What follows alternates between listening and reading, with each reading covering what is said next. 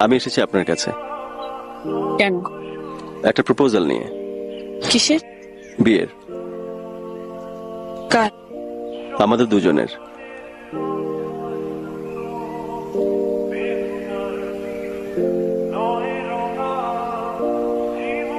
আর কিছু? আমার যোগ্যতা, আমি আপনাকে ভালোবাসি। এই যোগ্যতায় আমাদের দুজনের কি এক হওয়া সম্ভব?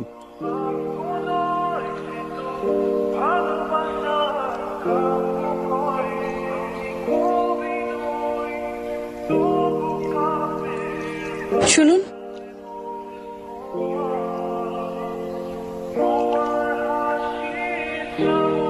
আমার ফুল আপনি কাকে দেবেন?